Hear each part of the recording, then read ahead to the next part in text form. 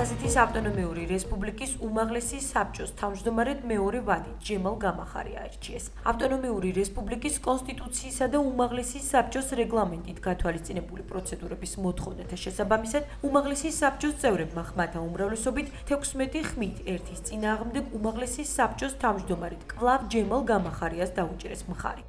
ჩვენ ხმა მივეცით სხვათა შორის ერთხმად ბატონ ჯემალ გამახარიას ის ძალიან ცნობილი ისტორიკოსია, უახლესი ისტორიის მკვლევარი და მცოდნე, ეროვნული მოძრაობის აქტიური მონაწილე, ადამიანი, რომელიც ასე ვთქვათ, ძალიან სკრუპულიოზულად და გაფაცისებით ეკიდება იმ განაწესს, რომელსაც ჩვენი დევნილი მოქალაქეები აძლევენ აფხაზეთიდან დევნილ აღმასრულებელ და საკანონმდებლო ორგანოს.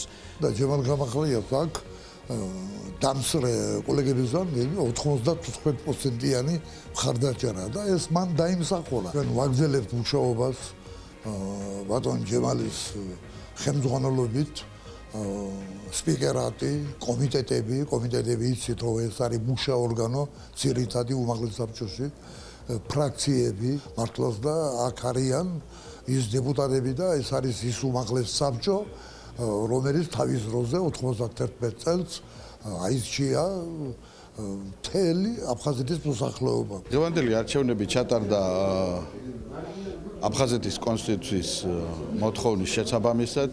ცნობილია, რომ აფხაზეთის უმაღლესი საბჭოს თავმჯდომარე ირჩევა 5 წლის ვადით. დრო იცვლება, მოთხოვნები იცვლება, შეხედულებები იცვლება არა მარტო შიგნით, არამედ გარეთ. ამიტომ ეს გამოწვევები, რომელიც არის, ამ გამოწვევებს სხვანაირი გამკლავება ჭირდება და მე ვფიქრობ, რომ ბატონი ჯემალი ახალი ენერგიით, ახალი ხედვით პოლიტიკურ სარბიელზე, რომელსაც ის უკვე დიდი ხანი ეწევა, აქაც გამოჩნდება რაღაც სიახლეები.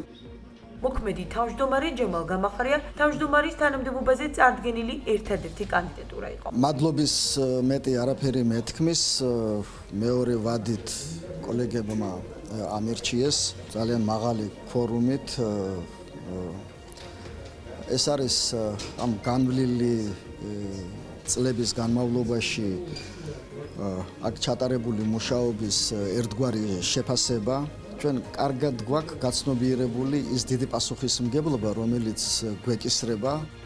უმაღლეს საბჭოში თავმჯდომარის არჩევნები აფხაზეთის ავტონომიური რესპუბლიკის კონსტიტუციის მეორე თავის, მეოთხე მუხლის პირველი პუნქტისა და უმაღლესი საბჭოს რეგლამენტის, მე-12 თავის მესამე მუხლის შესაბამისად ჩატარდა.